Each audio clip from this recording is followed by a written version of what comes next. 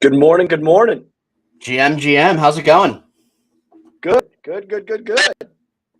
How are you, man? Good. Lots of action yesterday. Lots of capital being deployed. Love to see it. We got lots of stuff to cover. Welcome to the WGMI Morning Show, everyone. This is episode 12, where we bring you everything and anything you need to know about the NFT market in less than 30 minutes using WGMI's various tools and analytics that we have on site to provide you as much context and as much of a competitive advantage as possible. If you like some of the analytics and tools that we are providing you, feel free to DM us a word news feed for a chance to win a 7-day trial to use all WGMI tools. Some of the broader market stories that we're going to cover today is the first being Punk number 2924 sold for 3.3 thousand ETH or 4.45 million yesterday. This is the fourth largest Punk sale of all time. We'll dive into that later and some other comparisons to the other big sales for Punks. Second being the QQL Mint Pass Dutch auction sold out at 14 ETH yesterday. This was a total mint raise just shy of $17 million. We're going to dive into some of the biggest holders. And listening in, we did a show yesterday of what their possible strategy might be, how they're looking to play it. That should be fun. As always, we would appreciate if you would retweet this tweet broadcast. We're also live on YouTube at WGMI.io. So be sure to check us out there if you prefer YouTube. And if you want to leave any comments that we can see, be sure to check out our Discord as well. I'm Chile Army. This is my co-host, Ray Arsiv. Ray, any big takeaways yesterday from the market? Yeah, I mean, we saw, 21 million deployed just into the mint of QQL and that Punk sale, not even including, the OpenSea volume. We talked a bit yesterday about wondering if that liquidity is set aside, if that money is still watching the NFT market. I think we saw a bit of that yesterday. Not as much as I expected. I expected QQL to go for a bit more. I was thinking in the 30 to 50 range. I wouldn't have been surprised if it minted out above 40. I think that we will be heading that direction as these become deflationary, as some of the artwork is generated. Be interesting to see for sure, but definitely promising seeing it sell out there at 14 ETH, 900 of those passes. Promising seeing that large Punk sale. Seeing the demand there on the higher end of the market is always nice to see. Yeah, absolutely, and it's doing pretty well on secondary as well. You look at this morning, we were at 2.3 thousand ETH on secondary for that QQL Mint Pass. And it's sitting at about a 20 ETH floor, which is definitely encouraging to see. When you look back at it, it seemed like 14 ETH was kind of a no-brainer if you had the capital at that point. And it seems like a lot of people are playing the wait and see game and just hold it as kind of that deflationary pass to be able to use or just hold in the future as it gains value. Moving on to the morning market, brought to you by WGMI Newsroom on this account on Twitter. This is the official WGMI News account where we bring you some of the news on Newsfeed and the daily morning market snapshot. Be sure to check that out. Yesterday's OpenSea volume was $12.4 million, but when you take out that Cryptopunk sale, you're looking at about $8 million in volume, which is not great. You look at the top three, we had the Punks with 4.2 thousand ETH, the QQL Mint Pass at 2.3 thousand, and then a massively sharp drop off into Bored Apes at 245. ETH is sitting just at the 1300 level, nothing notable there. But yeah, I mean, you look down, Ray, and just it does pretty. Once you get past the first two, the top two in rankings, I mean, you go down and just rounding out the top 10 is Meebits at 76,000, or sorry, at 76 ETH. So not too pretty, but I'm curious what your thoughts were on some of the volume that we saw yesterday. Yeah, I mean, most of it, was centered around that Punk sale and the QQL secondary in terms of secondary market sales. To be expected with a lot of the big money being, put into that mint. That money is now, off of the market. I'm sure that, Tyler and Dandelion are going to be reinvesting some of that back into the art space. But I would have expected, the secondary market to be a bit, more muted outside of those, collections. The punk sale was a surprise, that no one was expecting something like that to come. That's something you can't really predict. But did expect QQL to have good volume, and then expected, the rest of the market to take a step back. I think when you pull that out, there wasn't a ton of OpenSea volume. When you pull out that punk and the QQL, it was a very low volume day overall for OpenSea. If you had taken out, and this was over the last 24 hours, so not the snapshot of all of yesterday, but if you had taken out, I was looking at it last night, the QQL and the punk sale, you would have been just shy of, I believe, you would have been at like 5.5 million in OpenSea volume, which is insane to think about. But it also goes to show that these big events can take up all of the attention, all the liquidity into the space in this current market. Yep, 100%.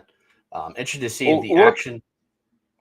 Yeah, I mean, I was just gonna say, Ray, I'll let you kind of take it from here and dive into the news whenever you are ready. I know you might have had something to add there.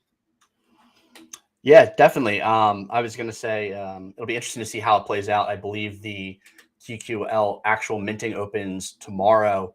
I was interested to see how many are going to be minted, how that floor plays with the passes. Are many going to be listed if they're minted? We'll see. It's something I'm definitely going to be keeping my eye on for sure.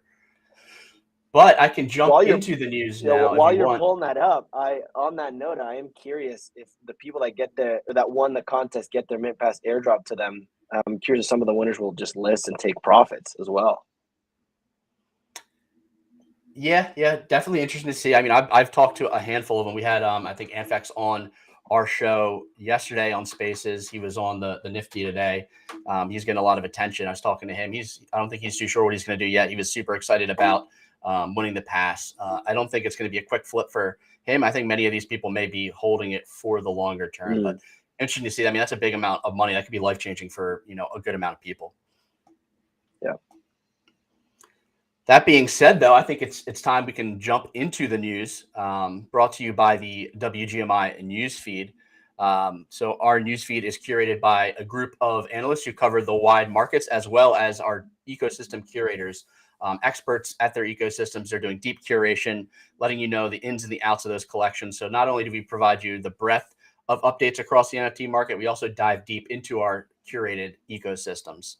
So starting off with the news today, Meta announced that everyone's Facebook and Instagram accounts can now connect their wallets and share their digital collectibles.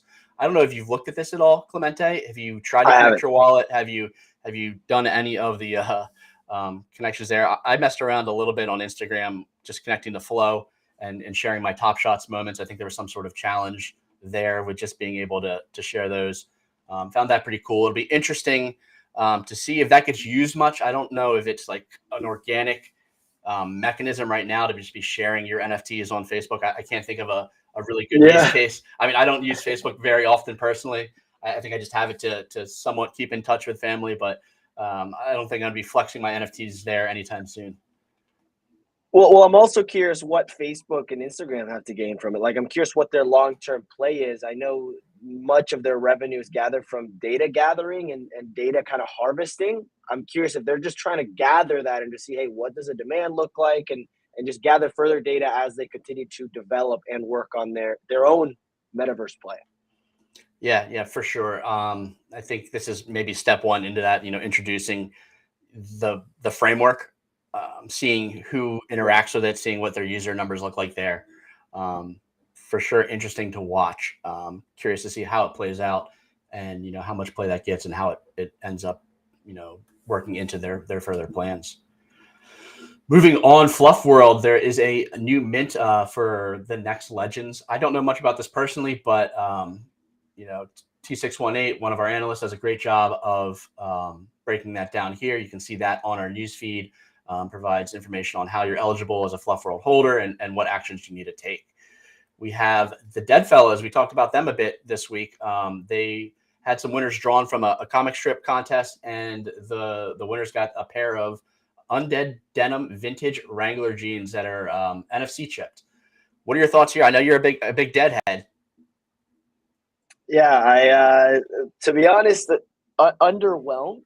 Um, I thought it's cool the fact that they're collaborating with the Wranglers and doing this kind of thing, but to basically just get a pair of jeans that I don't know. A lot of the community sentiment was just kind of making fun of it, like you're talking to a girl at a party and you're like, hey, like you see my jeans? They're undead denim. You want to check out my NFC chip? Yeah. So Yeah, you want to scam my jeans? So I don't know. People were having fun with it, but it wasn't necessarily like, whoa, like this is a big. I don't know. It's cool, but definitely underwhelming. We'll see. I think today they said they would share kind of the next steps in the partnership, so that'll be something to look for. Um, Overall, the community set. I mean, the listings did go up a little bit. I think we have the floor sitting at 0.98, which is a little bit of a pullback, but nothing significant. I think people are still taking the wait and see approach to see what the next steps are with Wrangler, and if that provides any sort of direct value to holders. Yeah, definitely one to watch. I think it's pretty cool. I mean, anytime you get into the wearable space, the more of these partnerships, the more of these, digital goods where you're tying that fashion in with a digital component, I think is cool. I think it's all a stepping stone to where we want to get overall in this space. Moving on to another project I know you're familiar with, we have Sebastião Salgado hitting that name correctly today. His one-of-one NFT, the Tree of Life, sold for $95,000 at the Sotheby's Impact Gala. Break down a bit here about the gala, its purpose, and the work of art itself. This also has a bit of future impact as he is releasing a collection with Sotheby's. Do you know the details on that, Clemente? Yeah, so this is going to be a 5,000 piece drop. It's going to be a photography collection. It is going to drop on October 11th, that Tuesday, and it's going to be a 5,000 piece collection, and it's going to cost $250 to mint. Awesome. So, looking at a quick, how many you said there's 500? 5,000. It's a 5,000 piece collection. So raising 1.2 million. To be honest with you, I'm excited. Yeah, I mean it's exciting to see. I'm excited. I've never gone into this type of collection before. From what I saw yesterday with the Tree of Life, it looks pretty cool. I mean, it was like a long video, so I didn't really understand necessarily what was going on there. If you basically got the video, I thought it was just like a photo of it, but it looks pretty cool. And I got allow listed yesterday, so I'm definitely gonna be checking it out, learning more about Sebastião Salgado, and see what this collection might be looking like. Yeah, awesome, and we'll keep you updated on the newsfeed as this drop approaches, as we are following this Sotheby's project and all of their drops upcoming. One that definitely interests us, and I think interests the NFT space at large. Moving on to Atom Bomb Squad, there's going to be some early access to merch for Atom Bomb Squad holders. Details here on our newsfeed, including link to the Discord, as well as instructions on how this will be made available. We talked about QQL and its sellout and its impact on the market. We also had a bit of potential controversy as the contract has blocked the marketplace X2Y2 from accessing the asset. So you can't buy or sell on X2Y2. And I believe Dandelion cited, they're blocking it from X2Y2 due to their royalty evasion. X2Y2 not honoring, not requiring the royalty to be paid to the creators. It's interesting for sure. I think it's going to be, the community be a bit split about how they feel about this. Web3 talks a lot about decentralization, and you own the assets. You can transact as you want. Setting these limitations at a contract level gives a bit of centralization, but it's also important to note that, these artists, like part of the Web3 draw for these artists is like, hey, like I create this artwork, I can, make royalties off this in perpetuity. I don't need to, flood the market with all the supply to continue to make a living. I can make great art and release great art at a cadence that suits me as an artist better with this royalty, having this inflow of money. I don't think that they're hurting for capital or cash at QQ. I think they're trying to make a stand and stand up for the greater art world as a whole. And they are in that kind of privileged position to do so, being that they're such a hyped project and they do have all the attention and names surrounding them. Yeah, I think you can do. I support it, right? Like if there's a loophole in the contract where you can choose whether or not you can pay royalties, and X2Y2 is doing that and granting users the ability to do that, QQL should be able to block theirs using a function within the contract, right? So it goes both ways, right? And obviously, like you said, they have the royalty to be able to, they have the ability to be able to do that. They're in a position where they're not hurting for cash, and they're able to stand up for what they believe in. Overall, I think it's a good move. I support it, and I'm curious how this plays out longer term for other artists. Yep, definitely be interesting to see. I mean, I saw it announced. We've heard it talked about a little bit, but we haven't seen that like larger social media like fallout slash discussion about it that we had maybe a few weeks back. That's kind of quieted down a bit, and we're kind of moving on to the next narrative. But interesting to watch, interesting to follow, see which other artists potentially follow suit and how that affects both the art world at large and X2Y2 as a platform, because they've been gaining a good amount of market share lately, probably mostly due to this lack of royalty, lack of requiring you to pay these royalties. Right. You take out wash trading, and yesterday X2Y2 did 3.6 million in secondary. So that's, I mean, when you take out the QQL, when you take out that CryptoPunk sale, that's almost half of what OpenSea did yesterday. So definitely noteworthy. Right, and then none of that QQL volume that OpenSea saw yesterday went to X2Y2 as well. You would think that would have been more split had it been available there. I know there weren't even royalties set on X2Y2. I think they were planning to block that from the beginning, because we saw some early listings and sales on that platform. Right. I know we talked a bit about the Punk being sold. We can dive in a bit deeper. Punk 2924 was bought for 3,300 ETH. Seed Phrase was the one who sold that Punk. This is one of the best punks in my opinion. Single trait ape, hoodie. You can look at the history here. We have the last purchase being, I think it was a large number at the time. Sold last year for 150 ETH. Well, sold 150 ETH November 2020. And then we're looking at $4.45 million yesterday, which is wild.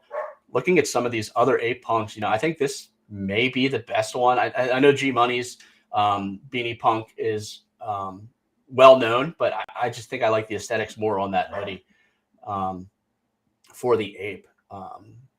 Some 3 are currently for sale right now. If a buyer wanted to jump in, we're looking at 3.5K, 4K, 5K for the next round of these. Most recent sales, you can kind of trace back, how this has went over the last year or so. You can see it's been a steady increase, 150, 140 about a year ago, and that jumped, 650 quickly up into the thousands of ETHs for the last ape sale. So bullish to see a new high for sales of ape punks. Not the high overall. I believe we've seen a few zombies and aliens. No, I guess just aliens higher than ape now in terms of amount sold. The record being 23.7 million earlier this year. Wild Crazy. To see this. It's hard to imagine these appreciate above these crazy numbers in the long term, but I guess these are people with that money to play around with and want to have those absolute grails and have that conviction in the space. What are your thoughts on CryptoPunks at large, Clemente? I mean, I like it when you look at. I go back to the historical value that they have and the lack of performance risk that this asset has. Like, it's not something where you're going to look at like, oh, like they need to deliver on their roadmap. They don't need to deliver on anything. There's no pressure on that apart. So you know exactly what you're getting into. You know exactly what the expectations are as a holder. So the lack of, there's very little performance risk compared to, you look at Bored Apes and what they're doing, but there's also that different type of upside. So it's a completely different, there's a longer term play. There's only going to be 10,000 ever. So if you're able to get your hands on something like this, it would be obviously not necessarily like an ape, right? But any sort of punk. That seems like a really, really great play to make. That's kind of my take on punks. Just, I love the low performance risk that people get into when you buy them. Yeah, I mean, I guess you can imagine a world where the punk floor approaches $1 million in the mid to long term, 5-10 years down the road, and then these look fairly cheap in comparison with their rarity. But it's just hard to imagine somebody spending that money on one of these, doubling, tripling this investment. But I'm sure we said the same thing back when they were selling, a year ago at those price points. Right. So always room Right. for surprise here. Jumping back to the news, Kevin Rose teased an announcement for Proof. There may be some news coming up for Moonbirds and Proof holders on Monday. So something to watch out for. Our curator Bitfloor's Ghost has his ear to the ground. We'll talk to him a bit, see if he has any speculation on what it could be. Interesting to see him teasing this. I know they've talked a bit in the past about managing expectations, not trying to overhype. So it makes me kind of curious, like maybe, hey, is this a little bit more than he's leading on, or is it really just, maybe reverting back to he can't control himself, wants to hype up something, and just kind of drop this tweet. So interesting to see for sure. Well, to be honest with you, I was as soon as I saw this tweet, I know you dropped it in the alpha chat. I was like, damn, like I need to go check out oddities. I need to go check out Moonbirds. What's the price moving like? And you look at yesterday, and the price almost went down. Like there was no activity. You look at last day, there were only 16 sales, which is pretty much what's been happening every single day. And it's had a pretty steady decline over the last 7 days. But yeah, anyways, like I was saying, not really any sales around this tweet. Even some WETH offers taken. So kind of interesting to see that play out. But yeah, I mean, if this ends up being a big play or a big news, it's definitely going to make things go pretty crazy. But overall, definitely disappointed to see the market reacting so poorly to this. Yeah, I mean, this used to be the kind of thing that would be a market mover and would move things a bit, but definitely something to keep an eye on. We'll be watching out Monday. I'm sure we'll talk about it again on the morning show on Monday, just to keep an eye out, make sure that you're aware. There could be a chance to, put on notifications, get early movement if it is a bigger announcement than expected. Moving on a bit, though, a few mintless opportunities from Zen Academy. They've been dropping these like crazy. Lots of opportunities. We have the links here. Definitely jump in and enter in these if you are holding those Zen Academy assets. Memeland teased a bit of a product here.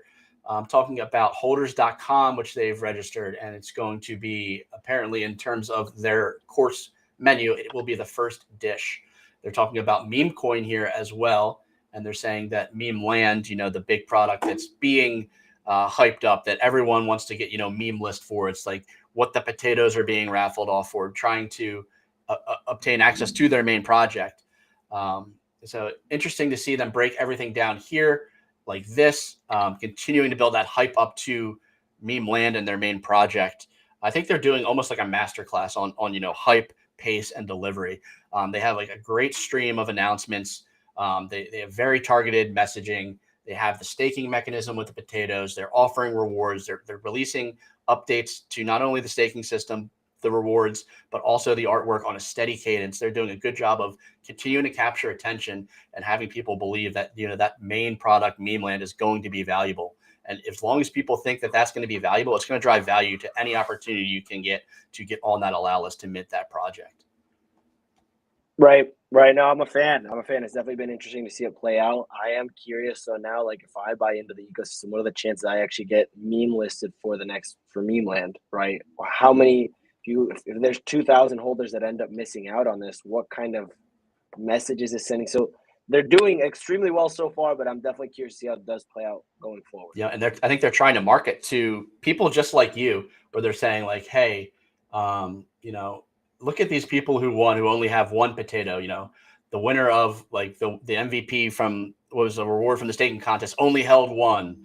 4 of the 11 winners only held one. So I think they're trying to bring in those people on the edge like yourself, and I think they're doing a good job here of kind of on all fronts. Yeah, no, it's working. It's working for sure. I mean, I'm checking it out every day. I'm going on our dashboard, seeing what's going on, seeing if there's a little price dip I can get in on. But yeah, I mean, I have my eyes on it, and I'm not even involved in it. I have no idea I'm not a big 9gag guy, so this was even something that caught my attention just from their marketing. So definitely props to them. Yep, for sure. Definitely one to watch. We'll keep you updated there. We're hoping to get a little bit more deeper curation in the Memeland ecosystem.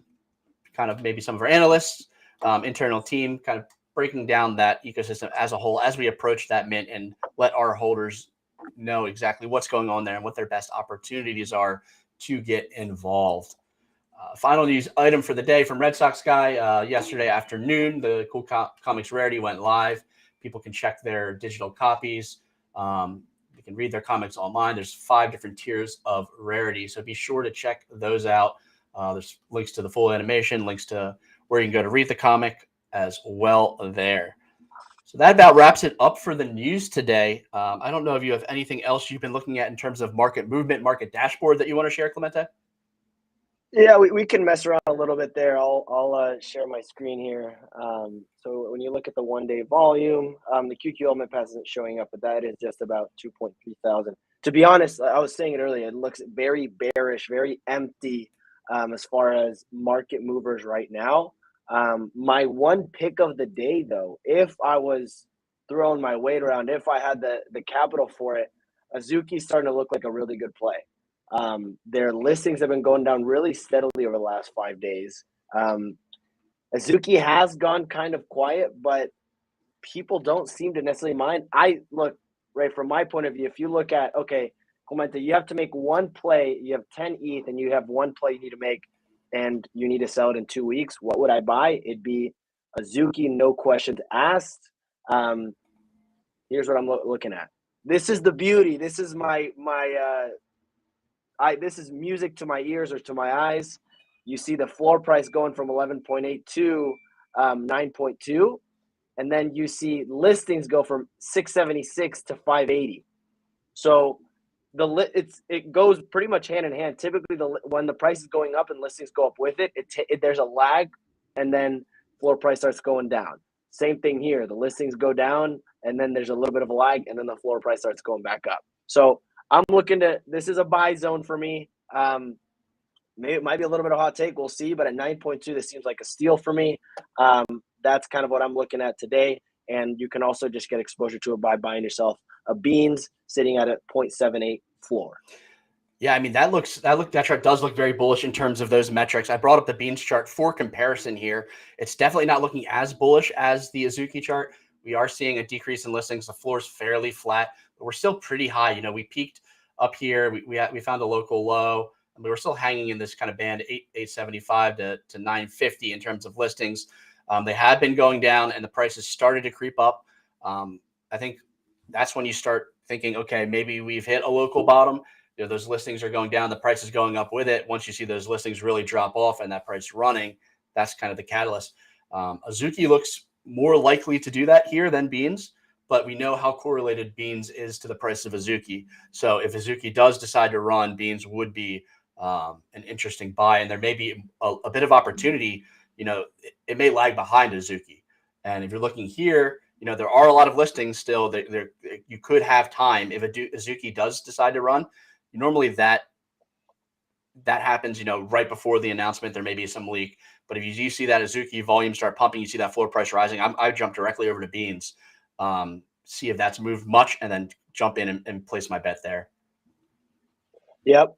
And yeah, definitely something to watch out for there. And there is that correlation, like we were saying earlier. But one of the things I will say, Ray, is like these listings, the reason they kind of look interesting and it seems high at 900 is because this is a 20,000 piece collection. So in terms of percentage listed, beans actually has less, but it also would explain why it tends to take a little bit longer to move because you have double the supply. So definitely the chance to, like, if you feel like you're falling behind, if there is some big news, jump into beans because that will tend to lag behind in terms of that volume. Only other thing I will say, Ray, is in terms of a quick improvement that we've made to our dashboard. If you want to check this out, I've been starting to add 1 hour volume, and I play around with 1 hour sales as well. OpenSea recently added this to them, so it allowed us to jump in here and be able to say, okay, what's been going on in the last hour? If you're more recently looking to get a little bit of a trade going, you want to see recent activity, you can see Ranga here. You can see there were Chromie Squiggles got some action, and you can start kind of seeing and get a market pulse, not just on the day, but on the hour, and you can do 6 hours as well. So just something I wanted to add before we wrap up the show. I know we're just at the 30-minute mark. Yeah, I think we might have gotten it done in 30 minutes. I think we did it. We finally packed all that information in such a dense little ball here, and served it up to all of our faithful listeners.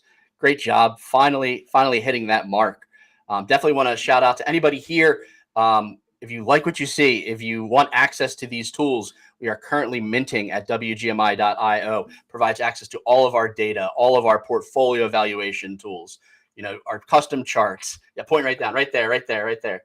And also to the newsfeed where we serve you the most valuable and actionable information for your holdings and for the NFT market at large. So if you're feeling like you need to save a bit of time, ditch that Discord grind, get on top of your portfolio, head on over to WGMI.io, mint our pass. It will provide access for all of our tools. That being said, I think we're about ready to sign off. I think we had a great episode here. Finished number 12, done a dozen now. Any parting words, Clemente? Yeah, look, guys, don't forget tomorrow morning, episode 13. It's the wrap up. We get you ready for the weekend. We get you ready on what you might need to be looking out for. That'll be at 7:30 a.m. Pacific. And then we have the market talk at 10 a.m. Pacific, 1 p.m. Eastern. We chat with some of our contributors on what's been going on over the last week and their given ecosystems. If you have any feedback, guys, don't forget to jump in our Discord. Shoot us a DM.